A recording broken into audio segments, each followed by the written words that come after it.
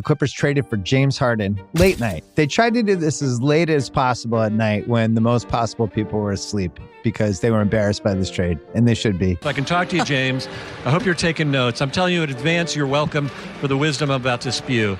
Because, listen, I get on my knees every night and pray for someone to believe in me like Daryl Morey believed in you.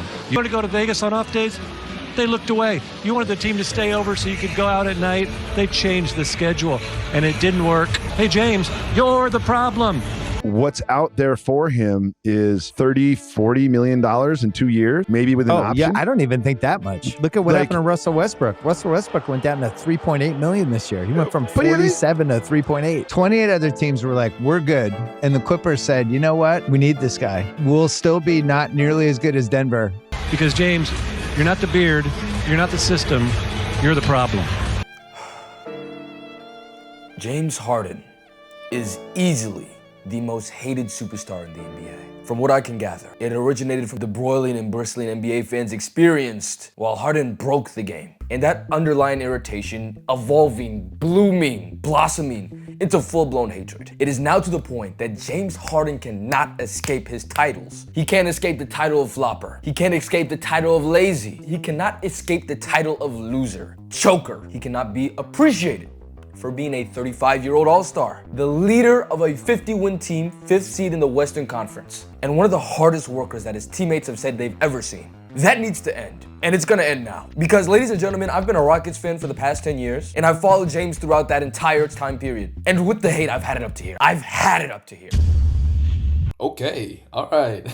We'll take a break from that to shout out our sponsor for today's video, Arena Club. Arena Club is a super cool website where you're able to buy and sell trading cards digitally. See, there's a bunch of cards that you can choose from. Today, we're going to buy ourselves a basketball card, of course. You can go see all the cards that you have within your storeroom. I already have a Michael Jordan card. It tells you immediately what value it is. But if you don't agree with the value, you can just go ahead and put it up for auction. If you want the card for yourself, you can have it mailed. We're gonna buy ourselves a Ruby basketball card. All right, let's see what we get.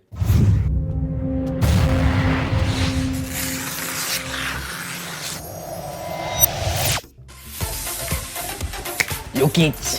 Jokic. Hey, give me a Jokic. So we'll see how much this Jokic card goes for. 207, not bad, not bad. And I'll probably get that mailed to me, man. That's nice. Right now, you can get 20% off your first slab pack or card purchase by going to arenaclub.com/KipKame and use the code KipKame. Now, back to it. Few points. First and foremost, the system. Hey, James Harden was indeed a system, and he was one of the greatest systems of all time. 36 points a game on some incredible shooting splits, the likes of that we haven't seen since Jordan. Yet, for some reason, Harden was ridiculed for saying that he was a system when he was literally the primary model for the heliocentric offense in the NBA that, made it to the NBA Finals last year with Luka Doncic. Luka Doncic, one of the most talented and dazzling players of today's age. James Harden play style copy. Let's take a look at the Rudy Gobert step back last year. You're telling me that's not a James Harden maneuver? He wasn't the one that popularized that in the NBA? Please. You know what James Harden said a few months before he made that system comment? He said, people take the smallest thing I say and screw it up, and then it's a problem. That's what happened there. James Harden said, I am a system. James Harden is a system. He had a 40% usage rate, one of the highest in NBA history. His teams won over 50 games multiple times. His team took the Golden State Warriors with Kevin Durant to the 7th game of an NBA Western Conference Finals. What other player with a pedigree with that is to be smeared upon, besmirched, ridiculed for saying he's great, for saying what he is? Let's talk about the full quote. The 76ers, yes, granted, were using him in a different way that he hadn't been used before Brooklyn. Did he have some issues adjusting? Yes, he did. Did he perhaps over-exaggerate it a little bit? Yes, he did. But saying I'm not a system player, I am a system, that's the part that was taken out of context, and that's the part that irritated, inflamed,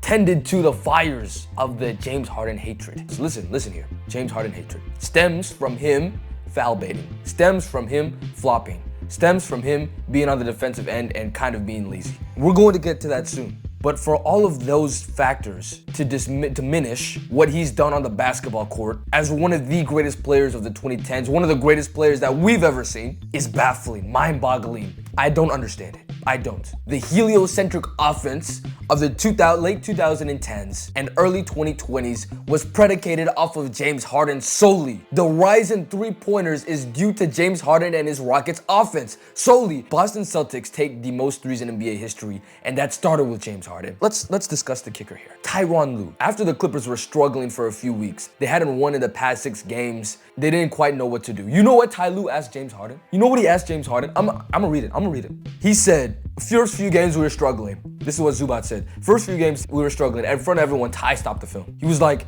anyone here have something against it if James runs more pick and roll? And no one said anything. And he was like, there you go. Do your thing, man. He told him to be the system. He told him literally, fit outs, don't fit in. And guess what? From December to end of February, it went 26-5. Harden got injured. He got a shoulder injury. They dropped about 500. They faced the Mavericks in the first round. I'll be candid. James Harden is a playoff choker. He is. I will not try and defend that. Having him in playoff P as the 2 leaders of your team, that's a recipe for disaster, and we all know it. But that doesn't change the fact that James Harden is a system. JJ said it himself. When I saw the comment, I was like, he's right. And I would probably say that about a number of players, right? Jokic is a system. Steph Curry is a system. There's subsystems. Luka. Luka's a system. So that's point number 1. Point number 2, the departures. It looks terrible on paper. He left 3 teams in 3 years. There's no way any loyal, any hardworking, any moral player would do such a thing, right? So he's got to be ran through, right? It's like, if a girl get with 3 dudes in 3 weeks, 3 dudes in 3 days, 3 dudes in 1 day, there's no moral qualities to them. Well, let's go ahead and look piece by piece, each departure from James Harden. Houston, Tillman Fertitta, number 1, cheapskate owner, doesn't want to spend over the luxury tax,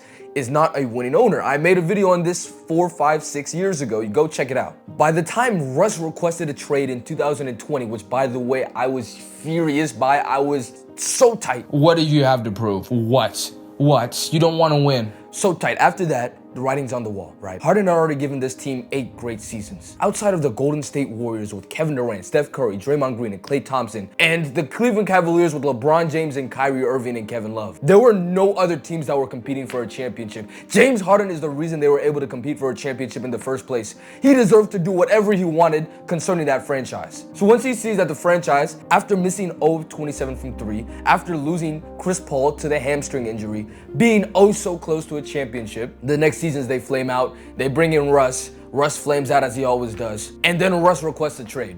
What is James Harden supposed to do? Stay while they rebuild? Tell me, please tell me, let me know, tell me.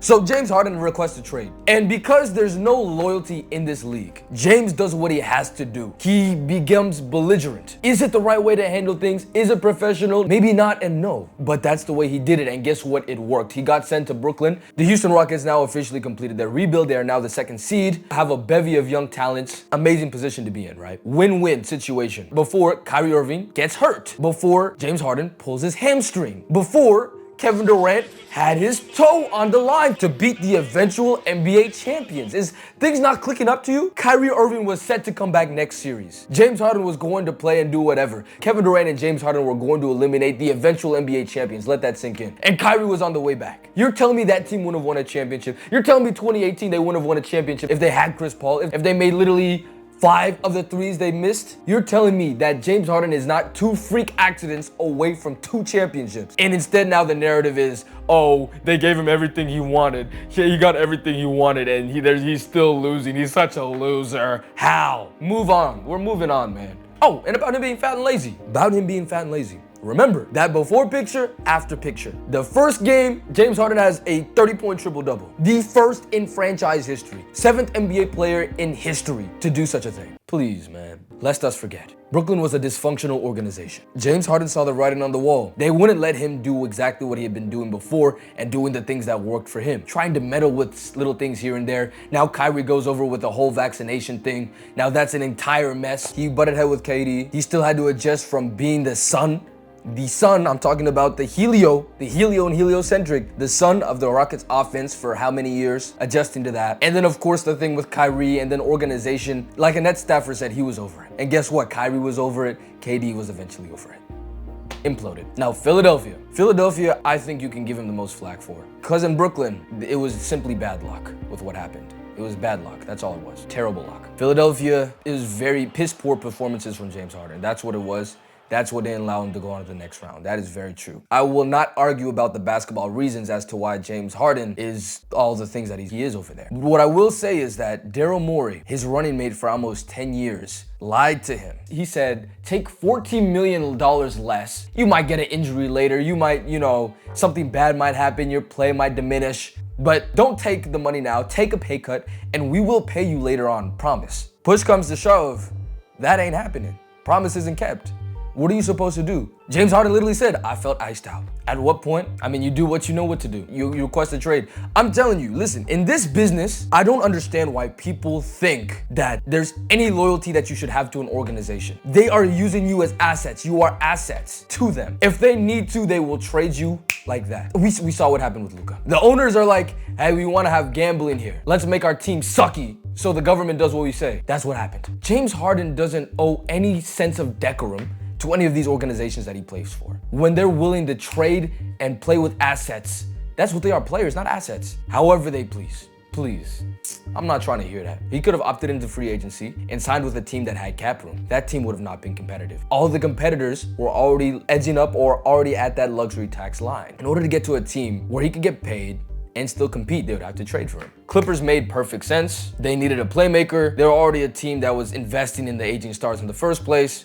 Let's make it happen. So he comes to the Clippers. And guess what? Both parties are happy. James Harden signed a $35 million per year contract, which is an amazing contract, actually, for what he's been producing. If we take a look at the estimated wins list, we see that he's peers with Steph Curry, who's getting paid $50 million a year, Donovan Mitchell, who's getting paid $35 this year and on a max next year, and Tyrese Halliburton, getting paid $42 million a year on a 5-year max. It's a great contract. Despite everyone saying he's washed, they're paying him too much, it's too much for me. One of the main reasons people thought he was washed was because he suffered a hamstring injury. It took away some of his athleticism and forced him to change into a different player. They changed some of the foul baiting rules to where he had to adjust. Quote unquote down years despite leading the league in assists, despite still doing his thing as a top 30 player in the NBA. But let's talk about it, right? What is the root of these issues? I kind of want to explore and excavate and kind of look into that a bit more. Let's do it. So the number one knock on his game is his foul baiting, right? The same foul baiting that Kevin Durant, Dwayne Wade, Kobe Bryant, all the greats of the game have exploited because it's the most efficient thing you can do. In this new generation of Luka Doncic, Trae Young, and Shai Gilgeous-Alexander, our league's MVP.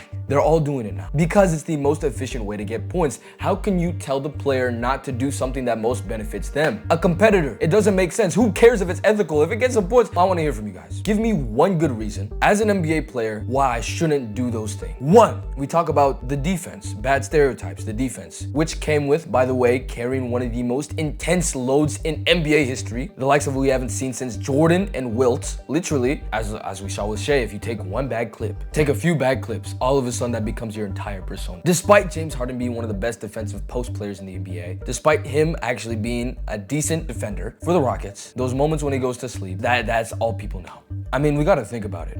In that run for the Rockets, before Chris Paul got on the team, James Harden didn't play with any All-NBA players. He didn't play with damn near any All-Stars. PJ Tucker, Trevor Ariza, defender, Eric Gordon, Eric Gordon, Capella, Gerald Green, good big man. Ryan Anderson. He didn't need the ball. He ran. Look, you can't put them guys down like they was shit. They were shit. You can't put Eric Gordon down. They were shit. Instead of celebrating that, we vilify him for it. We call him a loser. We say he's a choker. We say he's lazy. We say he can't play defense. I don't get it. I don't get it. And you know what I don't get more? The achievements that James has accomplished in his career that nobody discusses. We talk about the things no one has ever said. No one has ever, anyone who calls him a flopper, anyone who calls him a lazy defender, anyone who calls him a quitter, lazy, fat, they don't talk about the time. In Game 7 against the eventual champion Milwaukee Bucks, he played 53 minutes on a torn hamstring. 53 minutes. Every single minute of an overtime game. James Harden literally says, I don't take off games. That's not who I am.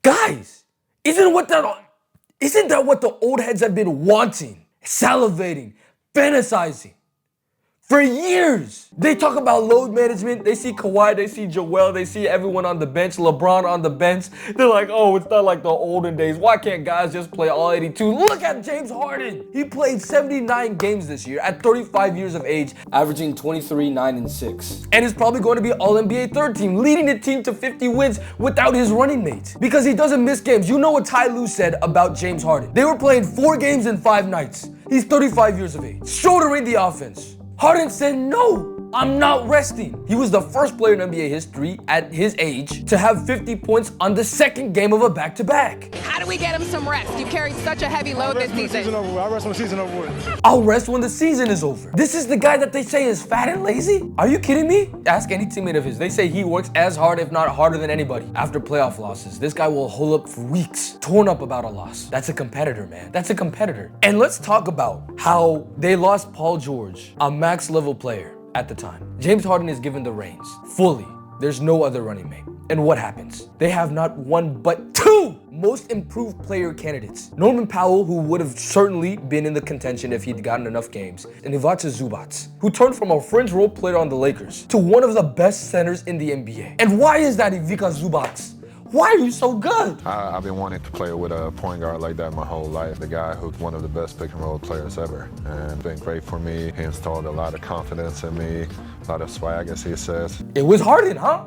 Really? You're telling me it was James Harden? One of the greatest explosions we've ever seen. Even let's not even look at the entire season. Let's just go ahead and look at a Bogdanovic. Trade made for at the deadline. He was with one of the best passers in the league, Trae Young. He wasn't doing that great. He wasn't doing hot. He was shooting like 48% effective field goal percentage. Wasn't looking pretty for him. Guess what? He's on the Clippers. What is he shooting now? 58% effective field goal. 42% from three. Revitalized once more because of the Clippers. Is it second or third year player Kobe Brown? Is it Amir Kofi? Is it Norman Powell? Hell no, that boy don't pass the rock. James Harden is the reason for this Clipper team's success. James Harden made more passes or got more assists to Zubac than Jokic to any other of his players. Jokic, who the stat media or whatever you want to call it, the statistics darlings are, you know, about being one of the greatest statistical phenomenons to ever grace this earth. He surpassed that. Instilled confidence in his team. Was able to seamlessly integrate Kawhi Leonard back into the offense. Now they went 19-3 in the past 22 games. We talk about being a choker. I'll give you guys that. Past performances have labeled him a choker. I'll let you guys know this. You know what James Harden said about the playing game when asked about the playing game? Have you played in a playing tournament or have Nope. any thoughts on it yet? Nope, we don't plan on it. And guess what happened? In the overtime that decided who went to the play-in and who didn't, James Harden had 12 of the 13 Clipper points, 75% from the field, 19 points overall in the fourth and overtime. We talk about him being a leader. Let me read you this article. Before the 2024-25 Clippers preseason began, Harden invited his teammates to go join him in Arizona for a mini camp that he organized. They had dinners in Scottsdale. Everything was planned weeks in advance. The vibes of this team are immaculate, and who was responsible? Who let Kawhi out? Who told him to step out? Why is he smiling like he is? Have you guys ever seen that before? Tell me who. Tell me who. I need to know one person. One person you've ever seen Kawhi be like with this, like this. Did Pop do this? Lowry? Siakam? Ibaka? It was James Harden. This Clippers team is poised to make one of the deepest runs in franchise history. And I wouldn't be surprised if we saw them in the Western Conference, even the NBA Finals themselves. And the engine of that is James Harden. He's not going to say it unless he's asked. So I'll say it for him. Apologies are necessary. It's scary hours now. Play ball.